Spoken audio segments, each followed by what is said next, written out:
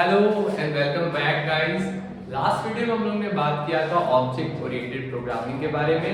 I hope आप लोगों को ऑब्जेक्ट ओरिएंटेड प्रोग्रामिंग थोड़ी सी समझ में आई होगी। और आज इस वीडियो में हम लोग बात करने वाले हैं principal of object oriented programming. Principal of object oriented programming, ठीक। देखिए, जब हम लोग ऑब्जेक्ट ओरिएंटेड प्रोग्रामिंग समझ गए ना, तो अब हम लोग उसके प्रिंसिपल को भी इजीली समझ सकते हैं और इसके थ्रू हम ये जान सकते हैं कि अगर कोई प्रोग्रामिंग लैंग्वेज ऑब्जेक्ट ओरिएंटेड है तो ये इन सारे प्रिंसिपल्स को फॉलो करेगा, ठीक। देखिए, ऑब्जेक्ट ओरिएंटेड प्रोग्रामिंग के बहुत ज़्यादा मतलब 5 to 6 7 8 प्रिंसिपल्स होते हैं, बट इस वीडियो में जो मेनली मोस्ट इंपॉर्टेंट होते हैं उस पर हम लोग डिस्कस करेंगे, ठीक है। So let's begin. हम लोग सबसे पहले प्रिंसिपल पे बात करते हैं, वह एनकैप्सुलेशन।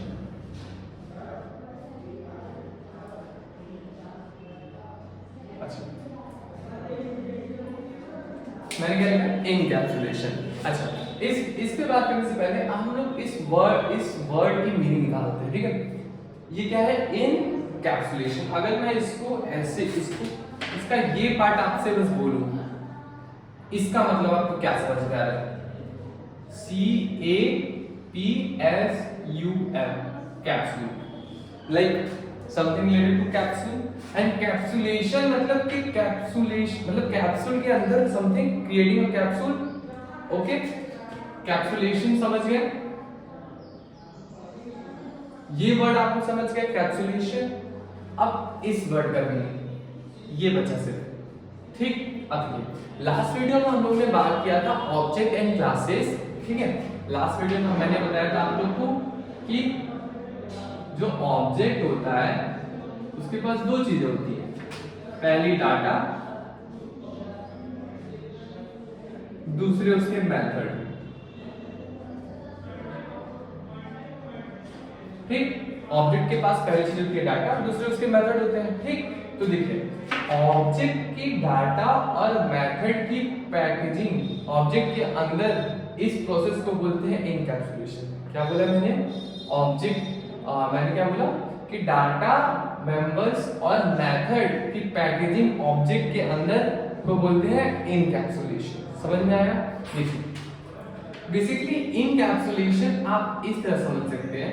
अगर मैं एक ऐसे ये डायग्राम बनाऊं, ये हमारा एक कैप्सूल हो गया, ठीक है, इमेजिनरी कैप्सूल, ठीक है। तो ऑब्जेक्ट की डाटा और उसकी मेथड को पैकेजिंग इनसाइड ऑब्जेक्ट,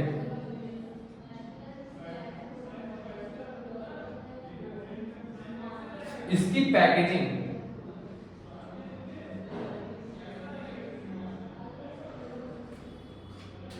डाटा और मेथड की पैकेजिंग इनसाइड ऑब्जेक्ट को बोलते हैं एनकैप्सुलेशन। समझ में आया? चलिए ठीक है, एक एग्जांपल लेते हैं। एक एग्जांपल लेते हैं।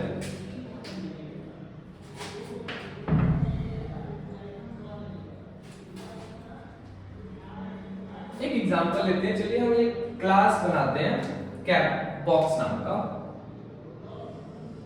एक क्लास बनाते हैं बॉक्स नाम का, बॉक्स, ठीक। और इस बॉक्स के दो ऑब्जेक्ट बनाते हैं, V1 ऑब्जेक्ट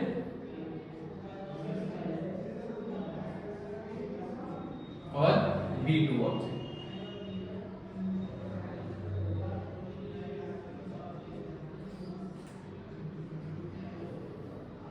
ठीक। इस बॉक्स क्लास के दो ऑब्जेक्ट है, V1 ऑब्जेक्ट, V2 ऑब्जेक्ट। तो V1 ऑब्जेक्ट के डाटा और डाटा क्या क्या हो सकते हैं? V1 ऑब्जेक्ट के डाटा जैसे कि इसका लेंथ, इसका breath, height,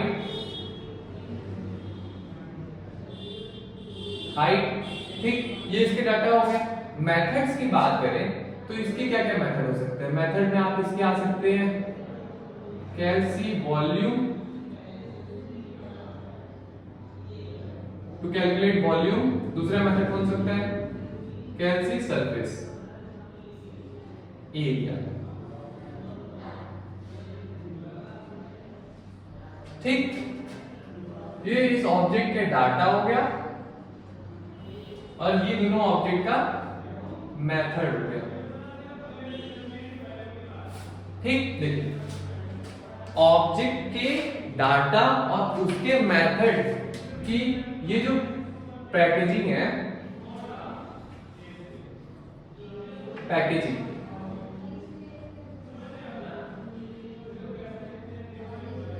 with in an object,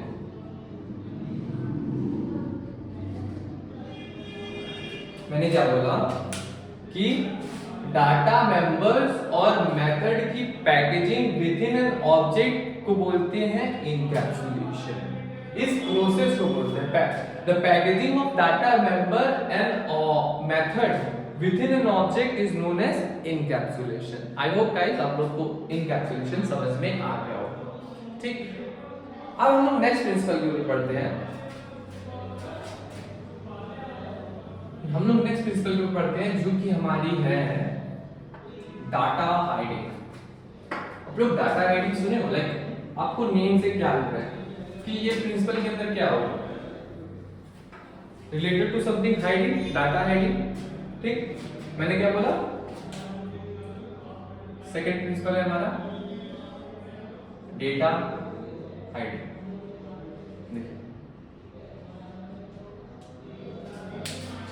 चलिए डेटा हाइडिंग को समझने से पहले हम लोग ये समझते हैं कि आपके फोन में जो भी आपका डेटा है, क्या आप किसी और यूजर को या फिर किसी और पर्सन को उस डेटा को एक्सेस करने देते हो? नहीं करने देते हो ना?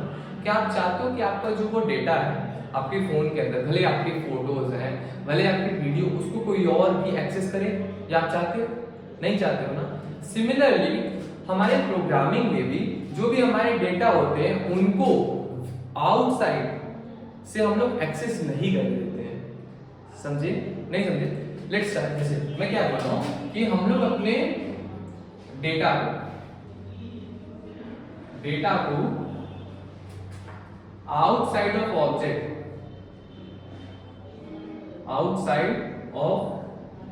ऑब्जेक्ट इसको एक्सेस नहीं करने देते। ठीक, इसको बोलते हैं डेटा हाइडिंग। मैंने क्या बोला? हम अपने डेटा को from outside of object access नहीं करने देते, इस प्रोसेस को बोलते हैं डेटा हाइडिंग। ठीक, ये क्यों डेटा हाइडिंग का प्रिंसिपल क्यों आया? डेटा हाइडिंग का प्रिंसिपल इसलिए आया गाइस बिकॉज हमारे जो सॉफ्टवेयर में जो डेटा होंगे उनको कोई बाहर से एक्सेस ना कर पाए, उनको कोई बाहर से चेंज ना कर पाए, इसलिए डेटा हाइडिंग का प्रिंसिपल आया। ठीक, चलिए इसको एग्जांपल को समझते हैं। फॉर एग्जांपल यहाँ समझते हैं, हमारे पास एक पेशेंट नाम की क्लास है।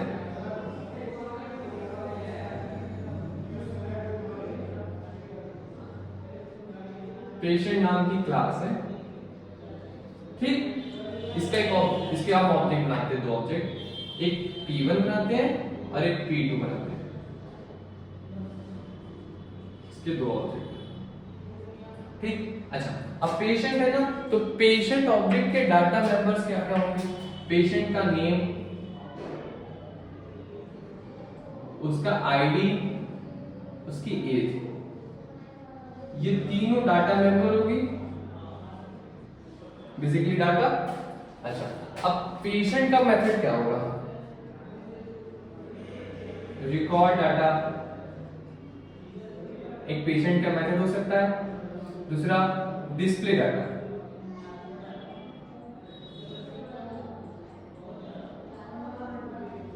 ये हमारे पेशेंट का मेथड हो सकता है। ठीक, तो इस पेशेंट के ऑब्जेक्ट का क्या हो सकता है? डेटा, इसका डेटा हो सकता है नेम, आईडी, एज, और मेथड क्या हो सकता है? रिकॉर्ड डाटा और डिस्प्ले डाटा। तो सुनिए, तो देखिए, अगर इस पेशेंट के आपको डेटा को एक्सेस करना है तो आपको इस पेशेंट ऑब्जेक्ट के मेथड को एक्सेस करना होगा जिसके थ्रू आप इसके डेटा को अपडेट कर सकते हैं। मैंने क्या बोला? मैंने बोला कि आपको सबसे पहले पेशेंट ऑब्जेक्ट के पास जाना होगा जिसके थ्रू आप रिकॉर्ड डेटा को एक्सेस करेंगे, रिकॉर्ड डेटा मेथड को कॉल करेंगे जिसके थ्रू आप डेटा को अपडेट करेंगे। समझ में आया? ये एक सिस्टमैटिक वे है अपने डाटा मेंबर्स को अपडेट करने का। ठीक, यही एक सिस्टमैटिक वे है अपने डेटा मेंबर्स को अपडेट करने का। और डेटा हाइडिंग हमारा क्या करता है, अगर आप इस स्टेप के थ्रू डेटा को अपडेट नहीं कर रहे हो तो आप किसी और स्टेप के थ्रू अपडेट नहीं कर सकते। इस स्टेप में हमने ऑब्जेक्ट का यूज करके डेटा को एक्सेस किया है। ठीक, डेटा हाइडिंग क्या करता है, डेटा हाइडिंग हमारे डेटा को प्रोटेक्ट करता है फ्रॉम आउटसाइड ऑफ ऑब्जेक्ट, कोई और उसको एक्सेस ना कर पाए। यही हमारा डेटा हाइडिंग का कॉन्सेप्ट है। मैंने क्या बोला, data hiding is the process by which our data is inaccessible from outside of an object. समझ में आया? यहाँ पे देखिए जो हमारा डेटा है उसको ऑब्जेक्ट के थ्रू हम एक्सेस कर रहे हैं। यहाँ पे देखिए ऑब्जेक्ट P1 है, P1 से रिकॉर्ड डेटा को दें, रिकॉर्ड डेटा उसका मेथड है और रिकॉर्ड डेटा से हम अपने डेटा को अपडेट कर रहे हैं, जिसके अंदर हम अपना नेम, आईडी और एज को चेंज कर सकते हैं। ठीक, तो ये सिस्टमैटिक वे से हम फॉलो करें तब हम अपने डेटा को एक्सेस कर पा रहे हैं। अगर मैं रिकॉर्ड डेटा और अगर मान लीजिए मैं ऑब्जेक्ट का यूज नहीं करता, अगर मैं ऑब्जेक्ट का यूज नहीं करता तो मैं अपने data member name, ID, age को नहीं एक्सेस कर सकता हूं। समझ में आया? विद इन प्रोग्राम मैं इसको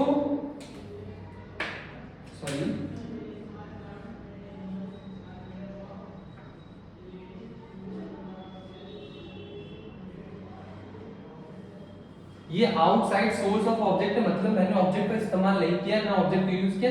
अगर मैं इसके थ्रू अपने डेटा मेंबर्स को अपडेट करना चाहूं तो ये पॉसिबल नहीं है। क्यों नहीं पॉसिबल है? Just because of data hiding. समझ में आ गया गाइस ये कॉन्सेप्ट? चलिए नेक्स्ट कॉन्सेप्ट के ऊपर बात करते हैं।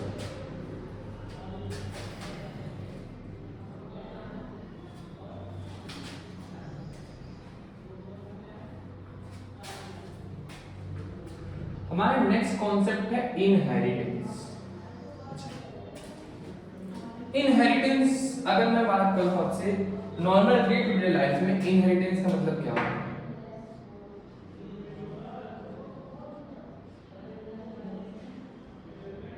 बेसिकली आप लोग ये बोलोगे ना कि जब हम अपने पेरेंट्स से उनकी जेनेटिक्स, उनके प्रॉपर्टीज और उनके एसेट्स को इनहेरिट करते हैं तो वो इनहेरिटेंस हो गया। बेसिकली सिमिलरली जब प्रोग्राम में एक क्लास दूसरी क्लास की प्रॉपर्टीज को अपने अंदर इनहेरिट करता है उसको बोलते हैं इनहेरिटेंस। बेसिकली मैंने क्या कहा, मैंने बोला कि हमारे पास ये एक क्लास है और यहाँ पे हमारी बी क्लास है। जब एक क्लास की प्रॉपर्टी, जैसे कि मान लो एक बॉक्स क्लास है, मान लेते हैं कि ए एक क्लास है और पेशेंट वाला क्लास, तो इसका मेथड क्या था? पेशेंट क्लास का मेथड क्या था? रिकॉर्ड डाटा,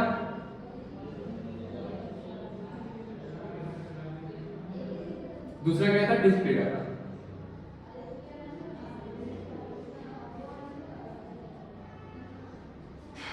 अब ये जो बी क्लास है वो आईसीयू वाली क्लास है।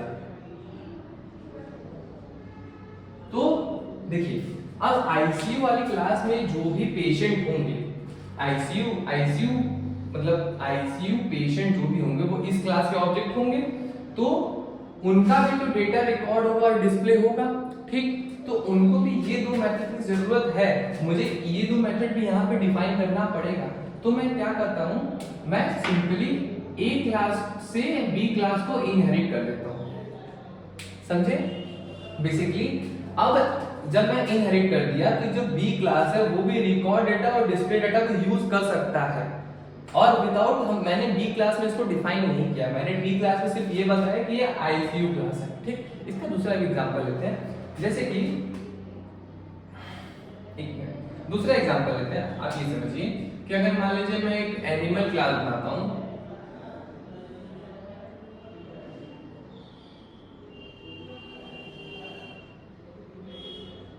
एनिमल क्लास में मैंने दो मेथड बनाए कि ईट और एक स्लीप।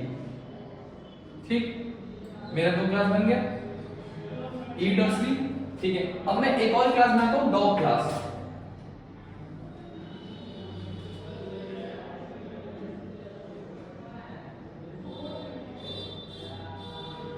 इसमें मैं एक मेथड बनाता हूं बार,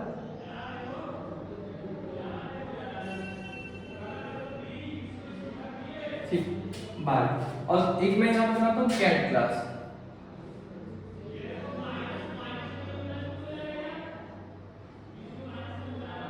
यहां पे एक मेथड बना देता हूं म्याऊ, ठीक है। अच्छा अब एक बात देखिए, ये डॉग क्लास है तो इसके और भी मेथड कौन कौन से होंगे, इसके भी, इसमें एक मेथड, एक इसका स्पेशलाइज्ड मेथड बाहर होगा, इसका ईट भी एक मेथड हो गया, ईट भी एक मेथड होगा इसका, और स्लीप भी होगा, ठीक। वैसे ही सिमिलरली इस कैट क्लास में भी म्याऊ एक इसका स्पेशल मेथड है, प्लस इसमें भी एक ईट मेथड हो गई, प्लस स्लीप मेथड होगा, ठीक। तो अब जब यहाँ पे एक बात ध्यान दीजिए कि ये दोनों क्लास में ये दो ईट और स्लीप मेथड कॉमन है, तो ऐसे मुझे जितना भी स्पेसिफिक क्लास बनाना होगा, बार बार मुझे ईट और स्लीप हर उन सब में रिपीट करना होगा, जो कि उनकी जनरल चीजें हैं। तो मुझे ये ना करना पड़े, इसलिए मैं इन दोनों क्लास को इस एनिमल क्लास से इनहेरिट करा देता हूँ, जिसके हेल्प से मुझे ये ईट और स्लीप बेसिकली जो इनकी जनरल प्रॉपर्टीज है उन मेथड को दोबारा डिक्लेयर नहीं करना होगा। अब मैं अगर इनको यहाँ पे मिटा दूं तो मेरे डॉग क्लास के अंदर भी आप बार्क मेथड को एक्सेस कर पाएंगे, प्लस ईट मेथड को एक्सेस कर पाएंगे और स्लीप मेथड को एक्सेस कर पाएंगे। कहने का मतलब ये है कि अगर मैं इसका एक ऑब्जेक्ट बनाता हूं डॉग D1, तो वो ऑब्जेक्ट बार्क भी कर सकेगा, वो स्लीप भी कर सकता है परफॉर्म, और प्लस ईट भी परफॉर्म कर सकता है without declaring inside dog class. मैंने स्लीप और ईट को डिक्लेयर नहीं किया डॉग क्लास में, तब भी वो बार्क, स्लीप और ईट परफॉर्म कर सकता है। सिमिलरली हम म्याऊ क्लास की बात करें, सॉरी कैट क्लास की बात करें, तो यहाँ पे देखिए मुझे दोबारा से ईट और स्लीप डिक्लेयर करना पड़ा है, ठीक, लेकिन मैं दोबारा अपने कोड को बार बार क्यों लिखूं? इस चीज से मुझे छुटकारा पाने के लिए मैंने इनहेरिट कर दिया कैट क्लास को एनिमल क्लास से। अब क्या होगा, क्या मुझे दोबारा कोड लिखने की जरूरत नहीं है ईट और स्लीप क्लास की, स्लीप मेथड की। अब इससे जो ऑब्जेक्ट बनेगा C1 वो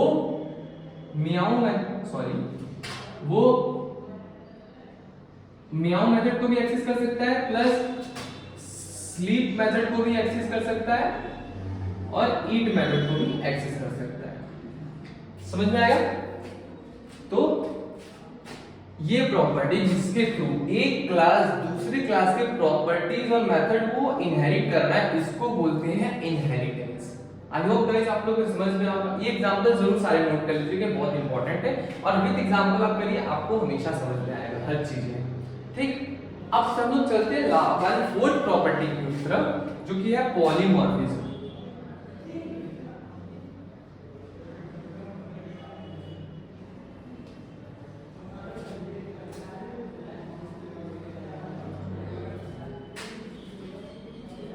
अब हम लोग फोर्थ प्रॉपर्टी के ऊपर चलते हैं, जो कि है पॉलीमॉर्फिज्म।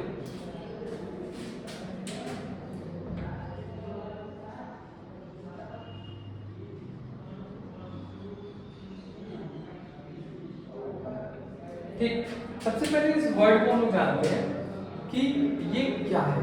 देखिए इस पे जो पॉली है ना, इसका मतलब है many, many morphism means form.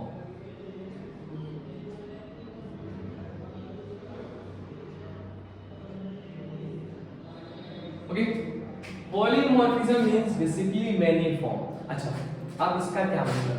जैसे हम लोग एग्जांपल समझते हैं। For example as a person जब आप स्कूल जाते हो तो आप एक स्टूडेंट जैसा रिस्पॉन्स करते हो, जब आप मार्केट जाते हो तो आप एक कस्टमर जैसा रिस्पॉन्स करते हो, और जब आप अपने घर पे रहते हो तो एज एक डॉटर या फिर सन जैसा रिस्पॉन्स करते हो। सिमिलरली प्रोग्रामिंग में भी एक ऑब्जेक्ट जब डिफरेंट क्लासेस में जाता है तो वो उन क्लासेस के अकॉर्डिंग रिस्पॉन्स करता है। सेम ऑब्जेक्ट है लेकिन डिफरेंट क्लास में अलग अलग रिस्पॉन्स करता है। तो ये होता है पॉलीमॉर्फिज्म के हेल्प से। समझ में आया? ठीक है, देखिए एग्जांपल देते हैं, जैसे एग्जांपल में समझते हैं।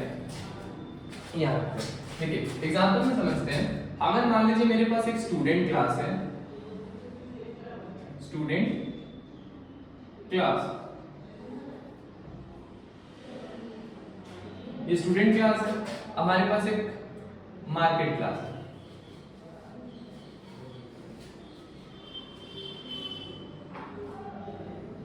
ये हमारा एक मार्केट क्लास है और तीसरा हम बना लेते हैं होम क्लास।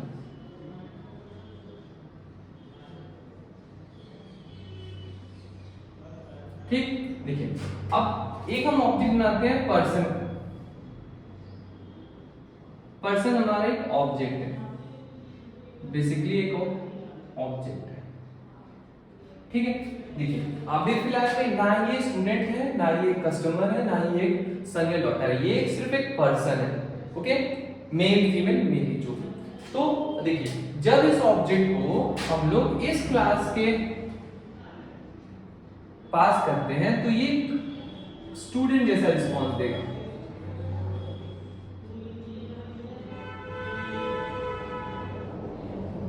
जब इस पर्सन ऑब्जेक्ट को स्टूडेंट क्लास का ऑब्जेक्ट बनाएंगे तो ये स्टूडेंट जैसा रिस्पॉन्स करेगा। बेसिकली आप स्टूडेंट की जगह लिखेंगे स्कूल या फिर स्कूल, हाँ स्कूल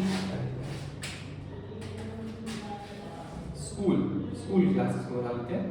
तो जब इस पर्सन ऑब्जेक्ट को हम स्कूल ऑब्जेक्ट स्कूल क्लास के ऑब्जेक्ट में पास करेंगे तो ये हमें एज ए स्टूडेंट रिस्पॉन्स करेगा। सिमिलरली जब इसको हम लोग मार्केट क्लास का ऑब्जेक्ट बनाएंगे तो ये एज ए कस्टमर रिस्पॉन्स करेगा।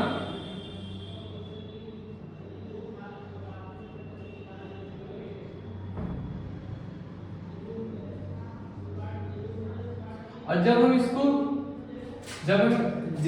हम लोग मार्केट क्लास का ऑब्जेक्ट बनाएंगे तो एज कस्टमर रिस्पॉन्स करेगा। और जब हम इसको होम क्लास का ऑब्जेक्ट की तरह ट्रीट करेंगे तो ये एज ए सन और डॉटर रिस्पॉन्स करेगा।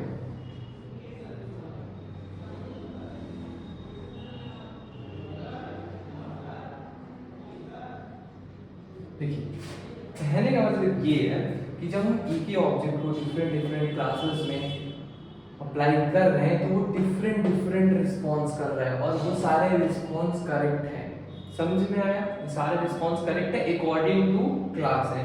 इस प्रॉपर्टी को बोलते हैं polymorphism. Basically polymorphism is a property by which two और more class response correctly in a form of a same message. Okay, मेरे कहने का मतलब ये है कि तीनों क्लास में सेम मैसेज भेजा गया है और तीनों क्लास डिफरेंट रिस्पॉन्स कर रही हैं सेम मैसेज का। ठीक, ये पॉलीमॉर्फिज्म है। मैंने क्या बोला? तीनों क्लास डिफरेंट है। ठीक, तीनों क्लास में सेम मैसेज भेजा गया है, तीनों क्लास में सेम मैसेज भेजा गया और तीनों क्लास से डिफरेंट रिस्पॉन्स आ रहा है। इस प्रॉपर्टी को बोलते हैं पॉलीमॉर्फिज्म। बेसिकली ये एक ऑब्जेक्ट स्टूडेंट का भी फॉर्म बन जा रहा है, कस्टमर का भी फॉर्म बन जा रहा है, सन और डॉटर का भी फॉर्म बन जा रहा है। तो many forms of this object according to different class. ठीक, इसको बोलते हैं पॉलीमॉर्फिज्म। समझ में आया गाइस? आई होप आप लोगों को क्लियर हो गई होगी। ठीक, देखिए बेसिकली आज हम लोग ये चार डिस्कस किए हैं। नेक्स्ट वीडियो में हम लोग आगे के principle of object oriented programming समझेंगे। आई होप आप लोग को ये चार प्रिंसिपल समझ में आए होंगे। अगर आप लोग को जो प्रिंसिपल अगर कंफ्यूजन है तो आप उसको कमेंट सेक्शन में राइट डाउन कर सकते हैं। ओके गाइस, तो मिलते हैं नेक्स्ट वीडियो में। Till then bye bye guys.